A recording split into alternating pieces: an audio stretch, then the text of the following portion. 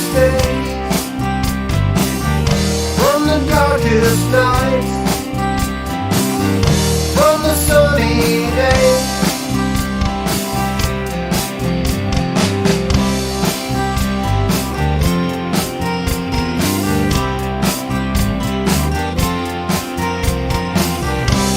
I hope you learn something. I hope you learn something. I hope you learn something from the stormy seas, from the brightest days, from the darkest nights, from the sunny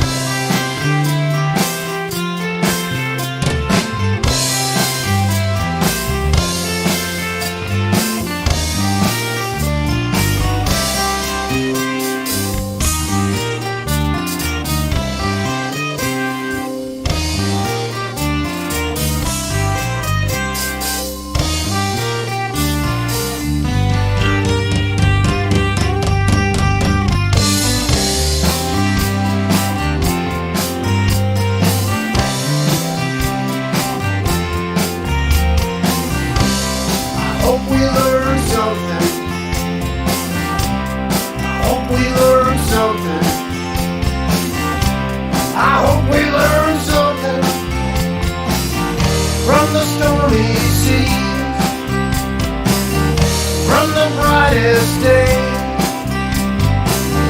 from the darkest nights,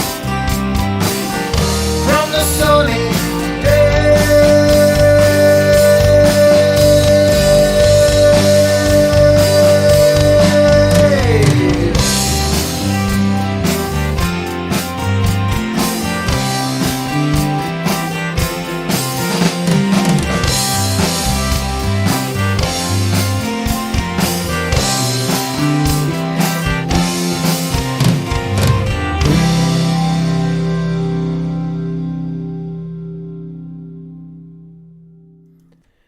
Learning Curve, everyone, by my brother-in-law, Brian Drow. His email address is in the links, or I should say it's in the descriptions to pretty much all of the channels. We are, of course, broadcasting on YouTube, DLive, and Trovo right now, and this is the AHNC Daily News Rodeo.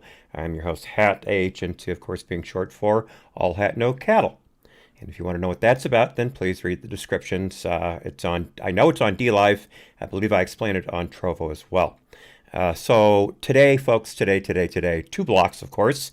We have the YouTube block, and then we'll do the after show for DLive and Trovo.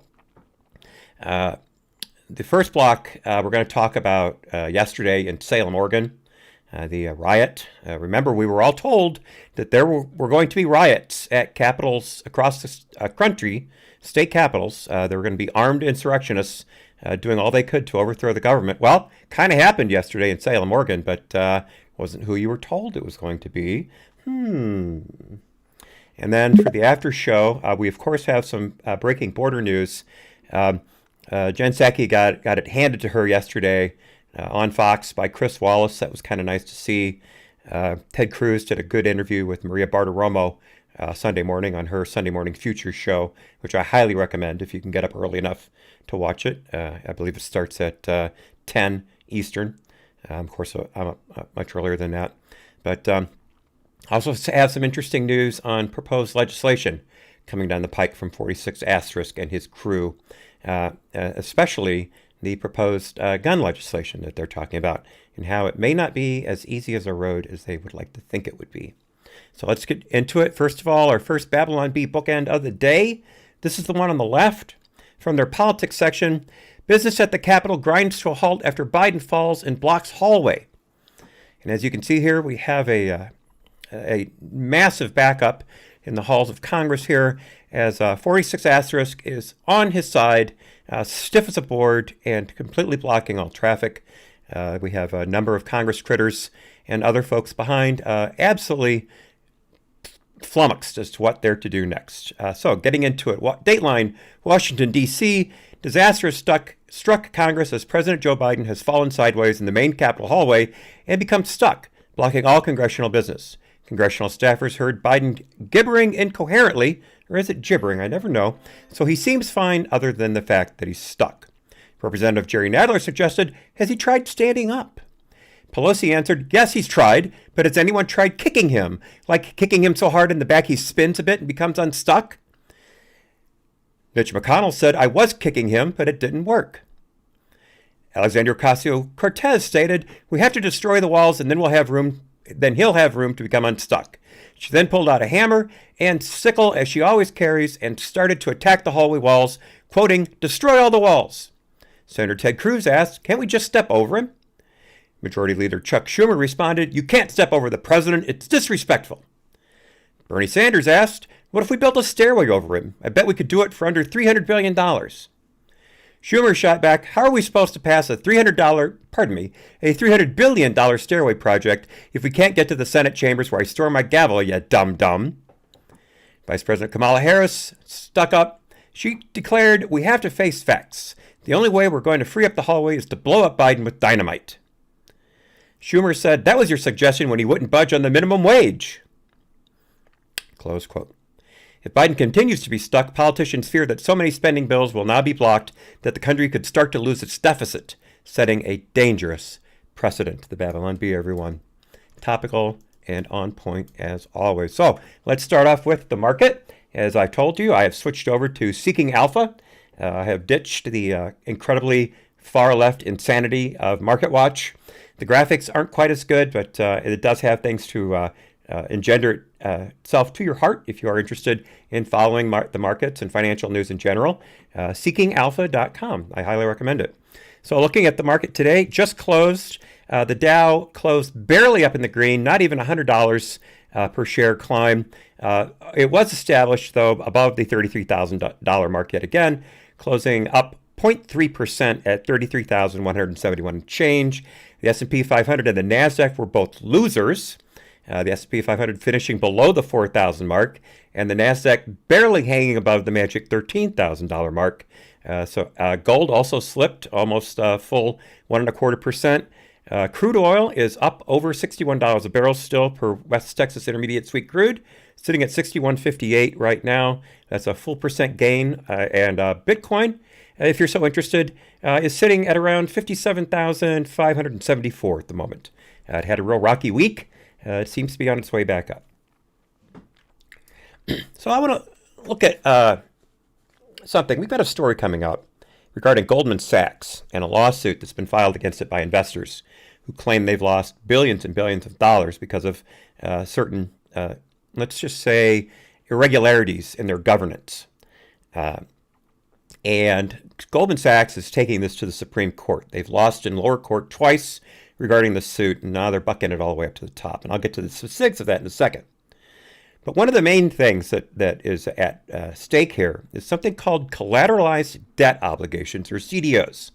CDOs are derivatives, and what that means is it's not a CDO is made up of things that in and of themselves don't have an intrinsic value, but they're backed by something that does. And so, for instance, if you buy gold and you take physical delivery of it, then you have that physical thing that has an intrinsic value to it.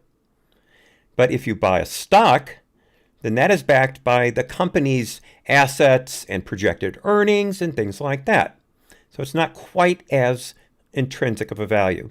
A CDO, on the other hand, is completely derived. It's a derivative. And we'll get into why derivatives are still a thing later on as well. But so what is at the heart of this Goldman Sachs thing is a CDO thing they put together called Abacus. And what this was is a collection of things like mortgages, subprime mortgages, that Goldman Sachs was pushing as a great investment. While at the same time, Goldman Sachs had a hedge fund that it was a subsidiary, I should say, that was part of its outfit that was short selling those exact same stocks. So while they were proposing these to investors as a great way to make money as they will grow in value, Goldman Sachs at the exact same time was taking short positions on those values, betting that they would actually lose value when in fact they did, and they made billions and billions of dollars on those shorts. Meanwhile, their investors lost billions and billions of dollars, almost one for one. So that was a CDO, a collateralized debt obligation, a derivative. So now Goldman Sachs is going to come up in front of SCOTUS over this investor lawsuit. The investors are saying that Goldman Sachs had in their advertising certain things that made clear, according to the investors, that Goldman Sachs was all about integrity and following the law. That they were there to protect their investors, no matter what. They were going to do the right thing, short-term profits, whatever, be damned. They were there to protect their investors. And then 2008, 2009 happened, and these people who bought into Abacus, again, the Goldman Sachs CDO, synthetic CDO package, they lost billions and billions of dollars. So they sued. Now, normally, if you lose on an investment, tough. You took the risk, and it lost value, or you wanted it to lose value, and it gained value. You lose money. Well, that's tough on you. You can't sue whomever did the trade for you for that loss. But these investors are saying that they wouldn't have backed these investments had they known that Goldman Sachs was actually selling them short behind them, and that Goldman Sachs was lying to them about this. Now, several lower courts, including a federal appellate court, have ruled that this suit has legal standing and that it should move forward.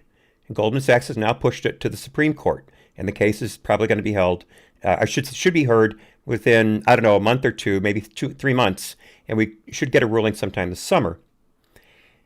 I'm not going to weigh in one way or the other on whether or not these investors have an actual case to be made that they were lied to because of Goldman Sachs' valuations of itself and its advertising.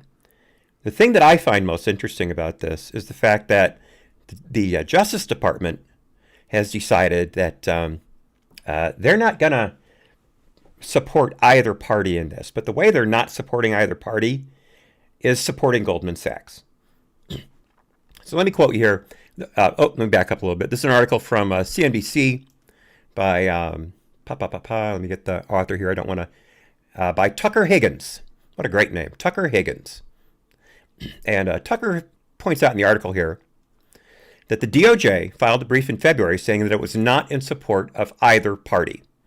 Here's where it gets interesting. In the brief, again quoting the article, the DOJ urged the justices to reverse the Second Circuit's opinion and order the appeals court to consider the case again while giving more consideration to Goldman's argument that its statements were too generic to have affected the share price.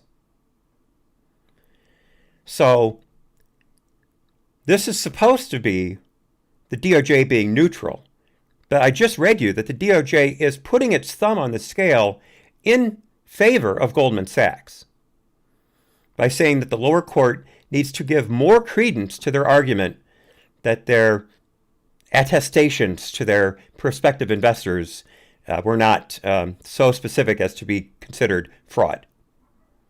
And again, I'm not going to weigh in on that one way or the other. I'm not totally familiar with how Goldman Sachs provided guidance on these investments, things like that.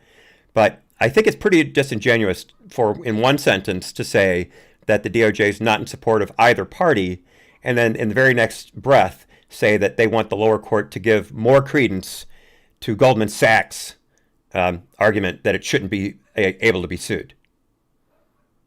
Maybe it's just me. I don't know.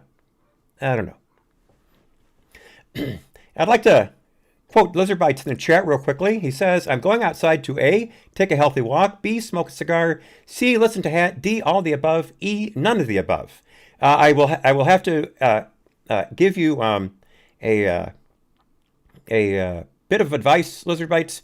Do not walk and smoke at the same time. It is against cigar etiquette to walk and smoke at the same time. If you want to stop, take a nice long puff, blow it out, and then keep walking, that's up to you. But I never try to walk and smoke simultaneously. It just doesn't work. It makes for a horrible draw. You get saliva all over the end of the cigar because your mouth waters more when you're breathing outside, things like that. I just can't recommend it. It's one of my hard and fast rules about cigar smoking. Never try to walk and smoke at the exact same time. I rest my case. Continuing on. So, as I said, this case stems from the Great Recession and the fact that these CDOs promoted by Goldman Sachs, among others, failed miserably because they were selling subprime mortgages along with other investments, other derivatives, and saying, hey, you can't lose because these are backed by home prices. So if they default on the loan, you still got the value of the home to back up your investment. And then, of course, the bottom fell out of the house market. So those valuations were worth basically zero. And people lost their shirts, except places like Goldman Sachs that were betting against those gaining value instead were betting that they would lose value, which they did big time. So we were told that the banks were too big to fail when the crash happened, and we had to bail them out. Now, you remember Occupy Wall Street was all about the bailout. Now, it's quickly devolved into identity politics, but for a while there, they had a good thing going for them. And I was right there with them. In fact, I was originally a Bernie backer back in 2016, partly because of TARP, because of the bank bailout. Now, we were told that bank bailout was going to be about $700 billion. That was the amount sold to us. Take it or leave it. They're too big to fail. We have to give them that money or the world economy will collapse. And the American taxpayer was supposed to think to themselves, well, $700 billion, that's coming out of my pocket, but at least the world won't stop spinning economically. So I guess I can bite that bullet. Well, I've got an article here from Forbes magazine, not a tool of the right by any stretch of the imagination. This is written by Mike Collins back in July of 2015. There was a Inspector General report for the TARP bailout that came out, and it turns out that the total commitment for the TARP is not $700 billion. As of 2015, the government is on the hook for $16.8 trillion in bailout money to the big banks. $16.8 trillion. And we've already paid out, again, this is as of 2015, over $4.5 trillion. Slight difference between $700 billion and so far as of 2015, $4.6 trillion paid out, with another almost, 13 trillion to go.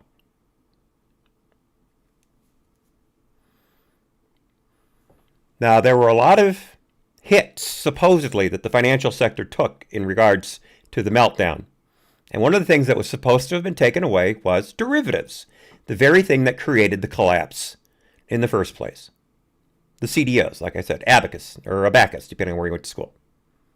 Well, I read this article in full, and it turns out that there was a budget bill passed not too long after the initial quote-unquote reforms that took away the derivatives from the financial markets. They were put back in. Derivatives are still a thing, folks. They're still a thing. They were made illegal and then quietly slipped back into the budget. I think I've got something. And here's the other thing about that. Now let me quote the article here. This did I mention the author, by the way? Let me see here. Mike Collins, again with Forbes. Let me quote him. Their favorite tool, derivatives, was taken away by the Dodd-Frank laws, but they cleverly got derivatives back by including them in a bill to fund the government. And derivatives are again backed by the FDIC, so the banks are ready to gamble again. And for those of you who may not be all that familiar, FDIC stands for Federal Deposit Insurance Corporation, and that supposedly backs up your investment in a bank, your bank holdings. I believe currently it's up to $250,000 that if you have money in a bank and it goes up, you're going to get at least, I should say, up to $250,000 of your money in the bank back. But here's the thing. Those derivatives are again backed by the same program, this government program that you pay for. Again, the government doesn't create money. The government takes money away from you. Whether you're a single taxpayer or a business owner, whatever. The government takes money away from you. So the government is saying to you, we're going to allow these big investment systems, these banks, etc. Remember, banks didn't used to be allowed to even invest before, and then that changed. But we're going to allow these banks to, again, speculate into these highly volatile and sometimes dangerous financially derivative systems. And if they fail again, we promise we'll bail them out. Nothing's changed. Nothing's changed. That upsets me to no end. Iron Slipper says in the chat, derivatives are like imaginary enemies. Very nice. Very nice. All right. Continuing on. So, the Babylon Bee story, of course, referenced the Suez Canal blockage by the Evergreen Shipping Corporation's massive container ship Ever Given.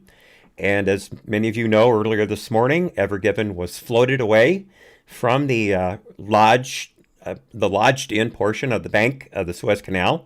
They had several excavators digging out the bank around the nose of the hull of the ship. And many of you, I'm sure, have seen the pictures where it has this kind of a bullet-shaped hull at the bow, I should say, and that as opposed to the old just knife-edge bows like you used to see on the old ships, that creates less drag. It makes the ship more efficient, more slippery through the water. But of course, that means you've got a lot more surface area when it jams up into something like the Ever Given did. So they had these different excavators pulling dirt and sand away from the bank to get out from underneath the nose of the ship. Also, there was a dredger, a very large dredger that was pulling sand out from under the boat to, pardon me, the ship. It's too big to be called a boat. Pulling sand out from underneath it to give it more draft. And then they were able to time that with the addition of some more heavy-duty tugboats this morning at high tide on the Suez Canal. High tide was at dawn this morning on the canal, and they were able to float the sucker out off of there. And she's free. She's moving. Now, here's the thing. While the Ever Given was grounded, that meant the entire surface of the ship was no longer being supported by water. Part of it was being supported by land. So when the tide would fall, that would put more stress on the ship because it wasn't floating evenly. It was twisting in the water. So they've had to take the Ever Given to another section of the canal. It's a lake, they call it. It's an area where you can gather ships past it, and they're going to have to do structural exams on the ship to see if it's still seaworthy, because if it sustained any type of noticeable damage in the welds or in the structure, then if it hit some heavy seas, that sucker could break apart in seconds, and that would be the end of everything. So it's not considered seaworthy just yet. Now, the good news is, though, that shipping is moving again. The bad news is it's going to take a long time for this to clear up. I got an article here from Reuters, from the Epoch Times, regarding this holdup. It mentions that about 30% of the world's shipping container volume moves through the Suez Canal, 120-mile navigational stretch of water. So you'd think, well, once we get these ships sorted out, We get them moving through. We've got 3 vessels, I should say Maersk alone, the largest shipping company in the world. Maersk has 3 vessels in the canal and another 29 waiting to enter. And it has 15 that it's rerouted to, instead of waiting to get through the canal, they've actually sent them all the way around Cape Horn, the south of Cape of Africa, adding some 1,500 miles to the trip. So again, you'd figure, well, that'll all shake out over time. Well, this isn't probably going to shake out until the second quarter of this year, maybe. There's 2 factors involved there. One, the fact that there's been this huge glut means that ports have been empty for a while, and now everybody's going to be wanting to get into them. So there's going to be backups at the ports. The biggest problem, though, is it's called just-in-time inventory. Now, this didn't used to be a thing a while ago. The way things used to work is you would have ships or trains or trucks come in, and they would unload into large warehouses. And then when companies needed inventory, they would send a truck or whatever to the warehouse. It would pull those items and then deliver them to the showroom floor or whatever. Or if it's a parts inventory, they take it to the factory floor. That's how things used to work. But then someone created just-in-time, which meant that you didn't have all this extra stuff on hand in inventory. Instead, it got there right when you needed it. And the auto industry really, really bought into just-in-time big time. My dad used to build cars at the Ford plant south of Chicago, the Torrance Avenue assembly plant. And they used to use the warehouse system, and then they switched to just-in-time. So if a train load, for instance, of car bumpers was 2 days late, then the plant would shut down because they couldn't put those bumpers on. They didn't have them. They didn't have enough in stock to keep the assembly line going. So timing was critical. Well, when COVID hit and places got locked down left and right, that threw a huge monkey wrench into the shipping industry all over the world. Both aircraft, trains, and ships. I should say all 3, not both. And we still haven't come near getting all of that straightened out yet. So as I said last week when the Ever Given first ran aground, you were going to start seeing shelves in European stores and in stores along the Asia and African coasts run out of inventory. The shelves are going to go bare because they don't have any kind of warehouse inventory to back up that need. So there's going to be a long run of empty shelves or inability to produce certain goods that needed parts that were coming in on these ships. This really screwed things up. And just another thing, sending those vessels around Cape Horn, around the southern tip of Africa, really bad storms all the time, very dangerous shipping. It's one of the reasons they built the Suez Canal, was because of the ship losses that would occur around that area. Also, though, piracy. Because now you're forcing these vessels to go around the eastern portion of Africa, which is where Somalia is. And Somalia is, of course, a home to the big pirate systems. And Somali pirates used to be in the news every day. Then we started protecting things better. Some more warships were accompanying shipping through the lanes closest to Somalia, things like that. And things backed off quite a bit. But by sending all of these extra vessels around through those areas now, where we don't have as much military support, as much maritime support, there could be a big increase in piracy again. So this is by far and away, I'm glad they got the Ever Given back on her feet, so to speak, with water under her and able to move under her own power. But this is not over and won't be over for months and months and months. All right, news close to home. As I teased in the thumbnail for the YouTube channel, for the YouTube show, I have a different tease for the D-Live and Trovo shows. But there was an armed riot in Salem, Oregon yesterday. And Salem, Oregon is the capital of Oregon. I know a lot of us would think that Portland would be the capital, but no, Salem is. And there was a planned right-wing, if you will, conservative patriot rally planned for yesterday. They're basically just going to show up at the Capitol, make some speeches, wave some flags, and people are going to drive around the Capitol Square with cars and trucks with American flags and Trump flags and things like that. Okay, big deal. Well, of course, we always know that whenever the right shows up in the Pacific Northwest, Antifa has to be there to try and break heads. And yesterday was no exception. I'd like to welcome Impassive Aggressive to the DLive channel. Thank you so much for following. And I love the nick, by the way. I like that quite a bit. Very, very innovative. Very good. So Antifa shows up with guns, batons, shields, bulletproof vests, bear spray, pepper spray, the whole 9 yards, because people are going to drive around and give a speech and wave flags.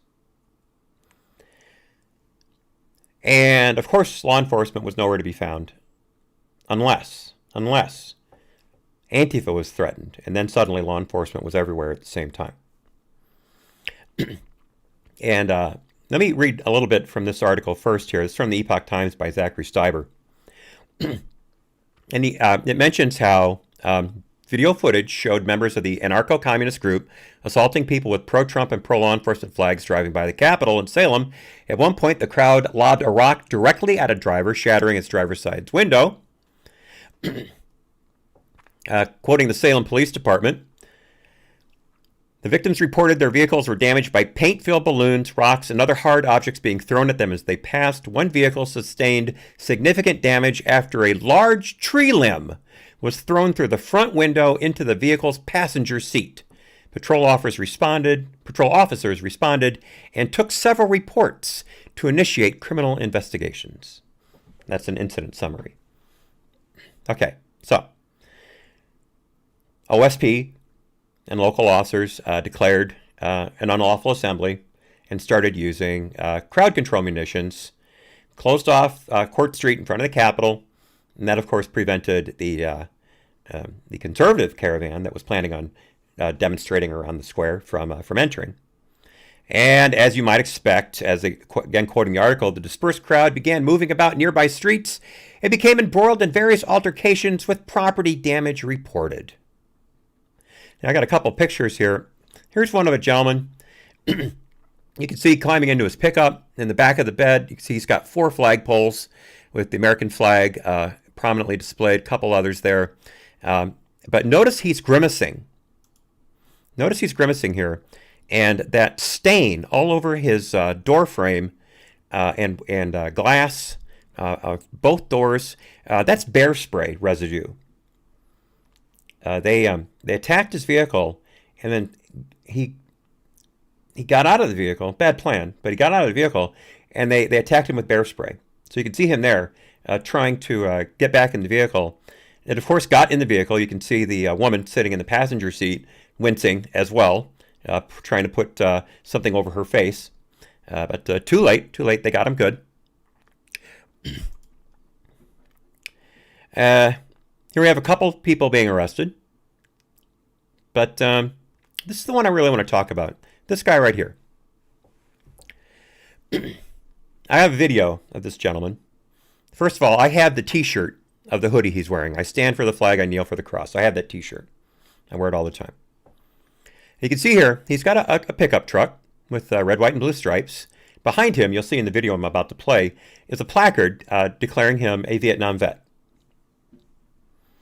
And you can also see in the frame there in the center that he is holding in his right hand a Beretta, probably a 9S. And he is standing in front of a bunch of broken, and on top of a bunch of broken glass. You'll see in a second that they use a baton and completely shatter the Landau window behind the right passenger door. And they also ripped a flag off of his vehicle. You can see it laying on the ground there to his left, the bottom right of the frame. So let's look at this video of this poor guy.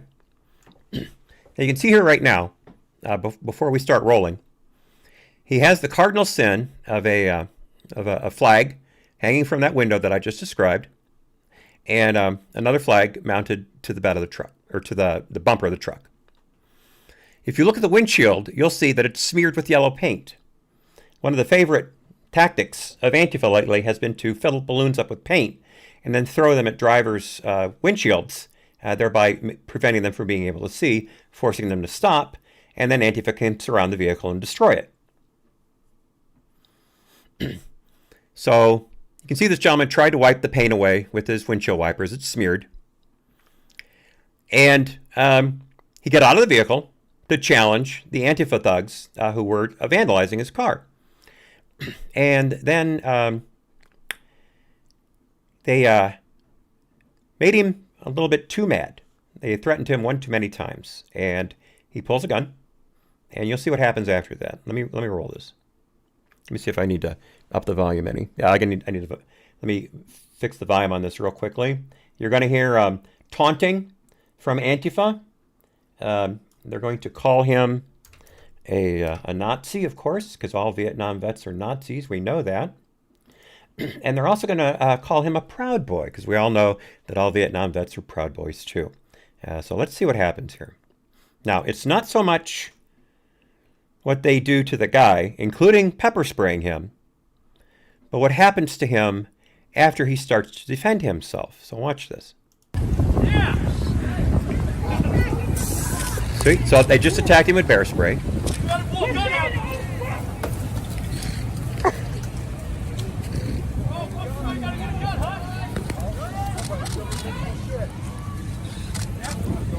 So he's telling that, see, they're dancing on him. He's telling them to back off. They're dancing on him. Guy's got the bear spray painted at him again. Someone throws something at him. Now watch this. Watch what happens to the window here. Watch what happens. Someone walks up with their little shield. And boom. That is a massive hammer. That is a massive hammer. I don't remember anyone ever needing a rock hammer for a protest. Maybe that's just me. I don't know. I also don't remember anyone ever needing a shield for a protest, but maybe that's just me. Okay, so now they've destroyed his personal property. They've sprayed him with bear spray, and now they're dancing on him. He does not retreat to his vehicle like I believe he should have, but that's just me. That's the way I would have handled it. I'm not this guy, but he's going to take things up to another level now. They're still throwing things at him. So, pulls firearm, puts a round in the chamber. You fucked up! You fucked up! You got a gun. So now you can hear Antifa yelling, "He's got a gun." And one person in particular was shouting, "You effed up, you effed up." Meaning they were able to goad him into pulling a weapon and thereby getting the response that Antifa wants. And you'll see what that response is just in a moment.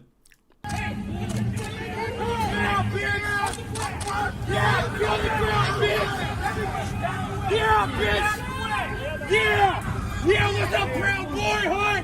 Yeah! Hey, get away, everyone stay! Fuck you, Proud Boys! Yeah! Yeah, so there it is. You can see on the ground there's pieces of his taillights everywhere. They've broken out every piece of glass on the back of that car. Their truck, excuse me. He defends his property, and so now he's got to have a gun pointed at him by local police. They were nowhere to be found while he was being bear sprayed and his vehicle was being destroyed. But as soon as the Antifa people were threatened, suddenly the police are right there and taking care of the situation. I'm not going to go into detail on the comment section of the Epoch Times regarding this particular incident, because the comment section of the Epoch Times can get pretty spicy. In fact, I've started closing it when I do Epoch Times stories, because some of them I don't want to, well, I don't want to be associated with. Some of them are pretty far out there.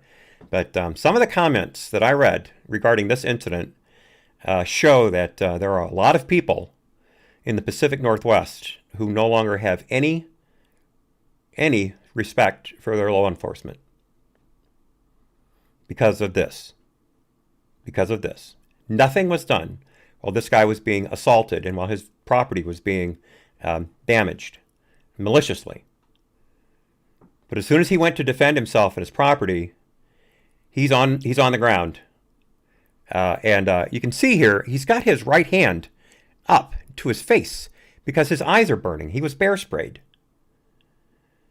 His officer's yelling, "Show me your hands, get on the ground." And the guy's trying to wipe his eyes away because they're burning so badly. Now, Skullcramp does make the point, cop is just playing by the rules. Guns make it the biggest threat. That is true. That is true. But, if the officers had been keeping Antifa from attacking these vehicles, the guy never would have gotten out in the first place. That's my point. That's my point. If the cops had been keeping the peace initially, this never would have escalated at all. But they were allowing Antifa to physically attack vehicles without any interdiction whatsoever. Again, I'm not saying this guy was right in getting out of his vehicle and pulling a gun. I'm not saying that at all. But notice where the enforcement suddenly kicks in. Not when his life was being threatened. Not when his property was being damaged. But when suddenly he became the threat. Then suddenly law enforcement decided it was time to step in. That's my point. Moving right along. Okay, Pacific Northwest. We've got a few things happening on the West Coast, and right now we're sticking around the Northwest. This particular thing's coming out of Seattle. We've all been hearing lately about the huge uptick in anti-Asian hate crimes. Now, of course, hate crime is a nebulous term. Many of the reports of these quote-unquote hate crimes have been verbal assaults, or perhaps a graffiti in front of a store, something like that. But there have been some actual physical altercations. And many of them, we have found out, YouTube's probably going to yank me for this, but I'm only telling the truth, the majority of them have been committed by the black community against Asian Americans. Not whites, not Hispanics. They have too, but not in the numbers that the black community has against the Asian American community. We've all seen the videos out of San Francisco of young black men physically attacking Asian Americans. The one poor guy who was doing nothing more than picking up aluminum cans. He does that every day. And they attacked him. They actually struck him with the grabby device he uses to pick cans up off the ground. And for that crime, which was taped by one of the Utes involved in that incident, for that crime, restorative justice was employed. Restorative justice, was employed, and nobody went to jail. And you have one of the youths in the video stating explicitly, and I'm quoting, "I hate Asians. I hate Asians." Okay? Restorative justice. Nobody went to jail. Well, got another thing that's been happening here in Seattle. There have been a few felony hate crimes going down by one particular individual who happens to be a BLM activist. In fact, a very vocal Black Lives Matter activist. And an article here from Laurence Duchamps from the Epoch Times. Seattle BLM activist charged with hate crime after harassing multiple Asian Americans. Christopher Allen Hamner, Hamner, Hamner, a 51-year-old well-known Black Lives Matter activist, was arrested Thursday on accusations of committing malicious harassment in the Seattle area. Hamner had his bail set at $75,000 for the felony hate crime charge, plus 3 additional counts of malicious harassment. So it seems that Christopher Allen Hamner has a habit of going after Asian Americans around vehicles, either if they're parked or if they're in the road with him. So the first incident happened on March 16th of last year, where he allegedly harassed Pamela Cole, an Asian American woman, and her 2 children, aged 5 and 10, while they were seated inside their mother's vehicle. Hamner allegedly yelled racist obscenities at Cole before, quote, punching his fist together and telling her to get out of the car while throwing an object at her car. And Ms. Cole posted pictures of Hamner on Facebook. And she says here in her updated post, he is in custody. Thank you to the community who shared this post and for all the tips we got on who he is. We got him. He's being charged with hate crime offenses ×3. I'll quote her further. I have been made aware that this POC had attacked again today. I've shared the video with the detective that I've been working with. We have his potential name and employment. His superiors have also been contacted. We will get him. Thank you, everyone, for your love and support. Now, it's hard to see in these pictures, and I do not have a Facebook, and definitely because I intend not to be on Facebook. But it's hard to see from these pictures. But Hamner is in fact black. He's very light-skinned, but he is a black man. So that's where Cole comes. That's where Pamela Cole came in with this POC, this person of color. Hamner is a black man who was attacking Asian Americans. And there was one other incident 3 days later, excuse me. Hamner is accused of blocking 2 victims with his vehicle in the middle of the road, blocking traffic, and screaming similar insults at 2 women. He also threw projectiles at the victims.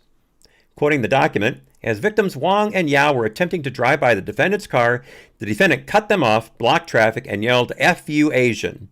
The defendant then got out of his vehicle, charged at them, and threw an item at their vehicle. Hamner's personal Facebook page is filled with posts supporting Black Lives Matter and condemning racism in the United States. In June 2020, he also recorded a video of himself participating in the Capitol Hill Autonomous Zone, known as Chaz or CHOP in Seattle, where he filmed and later posted anti-Trump and anti-police content. Hamner's arraignment is scheduled for April 8th at the King County Courthouse. Couldn't have happened to a nicer guy, but once again, folks, it's evil white supremacy that is leading the charge in Asian American hate crime. We all know that. We've all been told that over and over again, and don't you dare say otherwise. I'm telling you right now, don't. Stop. It's all white people's fault, and you know it. I know. I'm white. I honestly yelled at a can of chow mein in the supermarket the other day. I saw a can of chow mein in the supermarket. I picked it up and I yelled at it. I said something disgusting at that can of chow mein because I knew that can of chow mein was the reason that my community is infected with the Chinese Communist Party virus. I know that for a fact. And I let that can of chow mein had it. And then I bought it and ate it because I like chow mein. But yeah, I told it.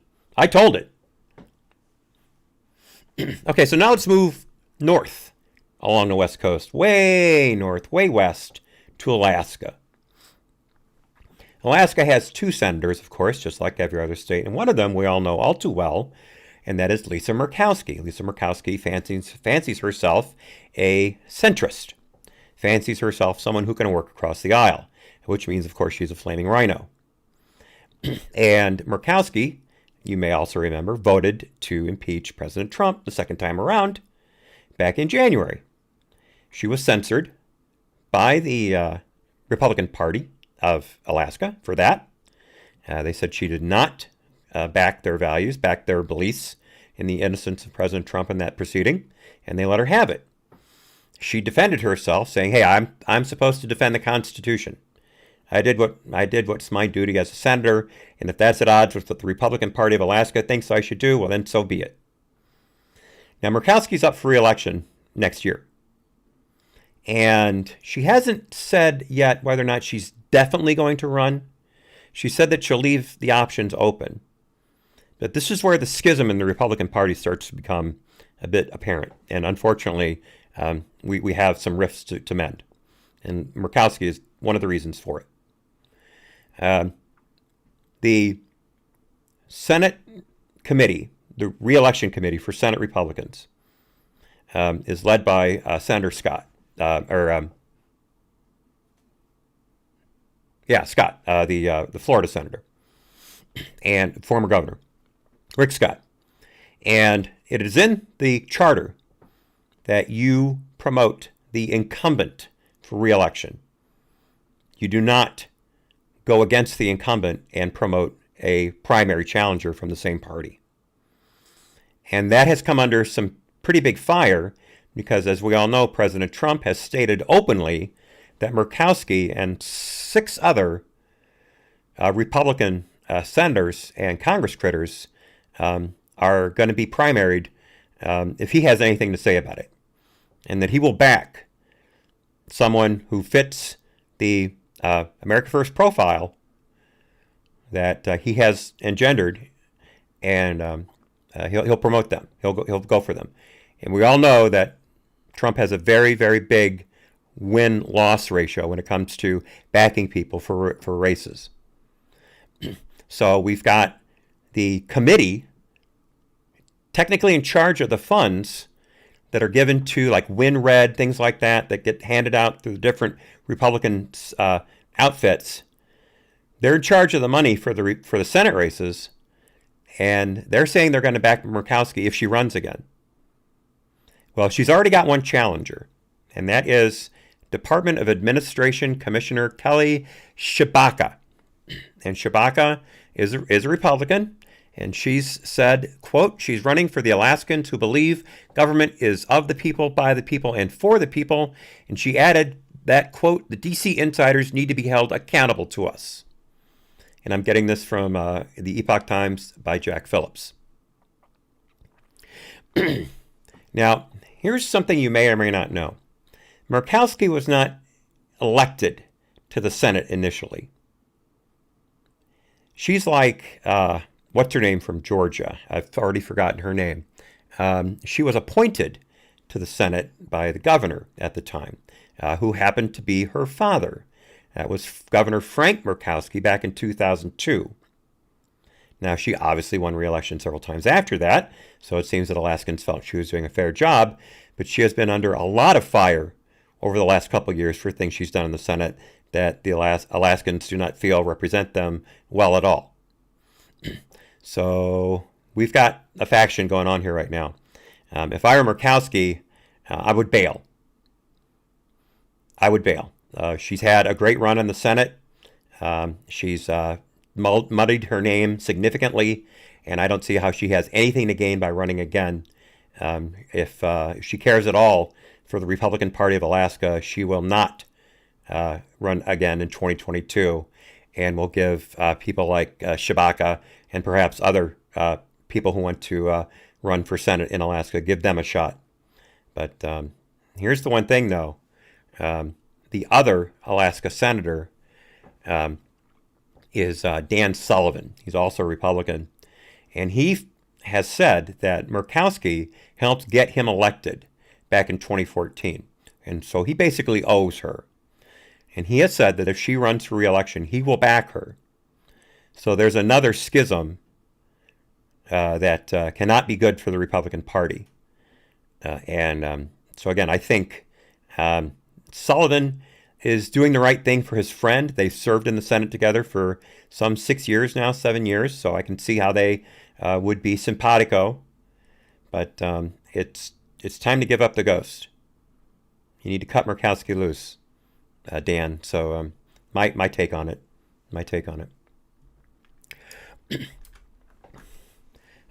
So now into the 46 asterisk wish list. We can't afford to lose any more Senate seats.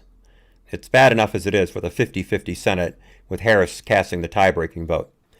If we lose any more, then they won't even need Harris anymore. They can just ram stuff through under whatever reconciliation or filibuster busting event they want to pull, and they'll get the legislation through. Excuse me.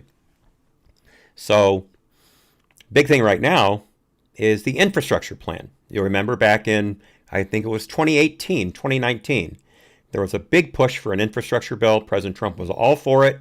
He had Pelosi on board, he had Schumer on board, and right before they met in the White House for a nice big think session on to how to best put together an infrastructure bill, Pelosi stood in front of a bunch of reporters on the White House lawn and literally called Trump a criminal. That exact word, a criminal. And then walked into the White House and expected him to play nice. So he, of course, threw her and Schumer out on their ear, and that was the end of the infrastructure package for the Trump administration. There was no way it was going to happen again. And so now one of the things that Biden ran on last year was infrastructure. The United States is some 32nd or 13th, whatever, in infrastructure and bridges, roads, airports, things like that. And I'm not saying we're not.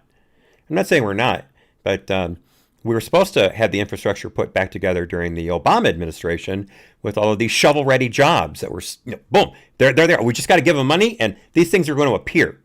We're going to have roads, we're going to have bridges, we're going to widen our interstates. Shovel-ready jobs, and exactly 0 jobs were created out of all that money. Out of those billions and billions of dollars, exactly 0 jobs were created. So now they're talking about this new infrastructure bill, and we don't even have an idea as to how much it's going to cost yet. At first, it was going to be $2 trillion. Now they're talking upwards of $4 trillion, maybe more, but they're being very coy about it because they know if they get too far ahead of over their skis, then they won't have any shot at all of getting any kind of bipartisan support for it. And it's not all spending. They've got some other stuff they want to put in too. And so that's why they're breaking it up into 2 parts. This is an article from the Epoch Times by Isabel Van Bruggen.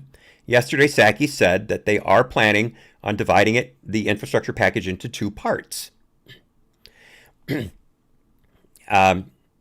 So the first part would maybe be $1 trillion for roads, bridges, rail lines, electrical vehicle charging stations, and the cellular network, among other items. This would supposedly facilitate the shift to green energy and then make us more economically competitive. Of course, making us more economically competitive infrastructure-wise while raising taxes, kind of a win-lose there. You lose money in the long run, but who am I to judge what a Democrat would do? Here's the thing, though. That part may get through 50-50 with a tie-breaking vote. That could be considered a reconciliation package, a spending package. But the other part, no, and no. And let me quote the article here. A second component would propose benefits for workers, including free community college, universal pre-kindergarten, and family leave. The White House has so far declined to specify an overall price tag for the proposal amid concerns over how it will be funded. Democrats have proposed a wealth tax as a potential funding mechanism, and more recently a mileage tax that would tax Americans for each mile they drive. Other funding possibilities include a new set of bonds, a carbon tax, and an increase of the gas tax. Psaki has said Biden is generally supportive of using tax increases to fund the proposal. Folks, there ain't enough wealth out there in the country right now to pay for all this. You could literally take every penny away from the top 1% in this country right now, and it wouldn't pay for all this. And we'd be broke because they would have had to have sold everything they own in order to come up with the money. Wealth tax is just income redistribution. It's class warfare. That whole, they need to pay their fair share.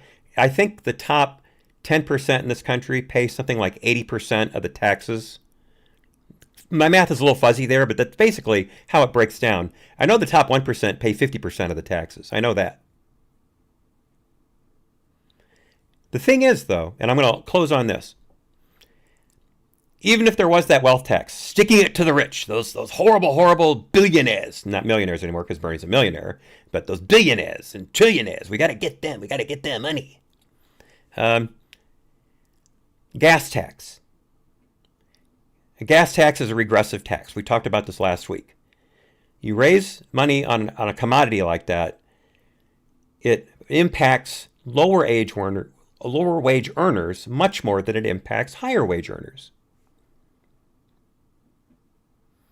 If you're making $200,000 a year and gas goes up 25 cents a gallon, you may have to cut back on the caviar at the next party and use sturgeon as opposed to beluga caviar. But if you're making $30,000 a year and you have to drive an hour and a half to work each day, that extra quarter a gallon is going to come out of your paycheck, and it's going to come out fast.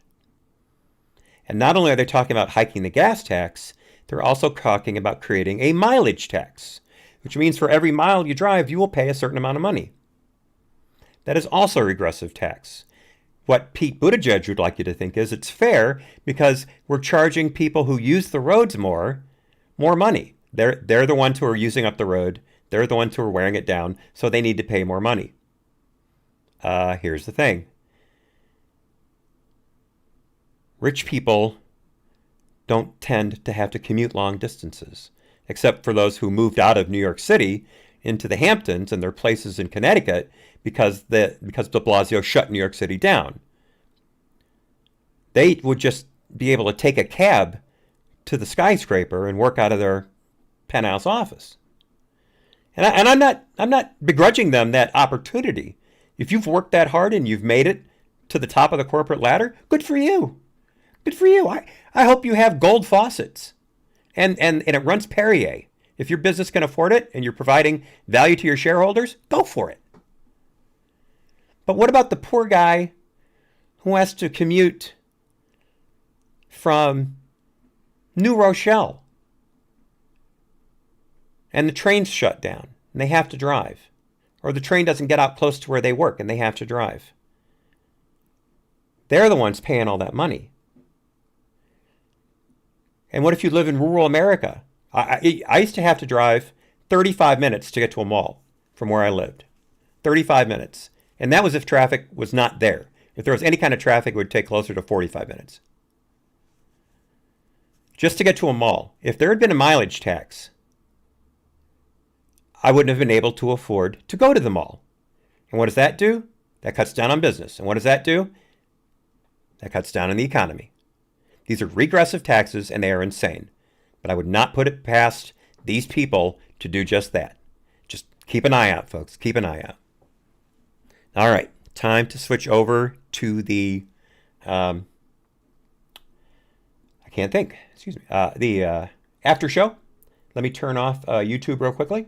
Thank you all for being here on YouTube. Hydrogen One, I missed your chat. Please forgive me. It is crazy. Thank you. You are absolutely correct. Please join us on DLive for the full show. The link is in the chat there in the pinned comment. So I'm going to say goodbye to YouTube. I will see you tomorrow at 4 p.m. Eastern. Thank you for being here.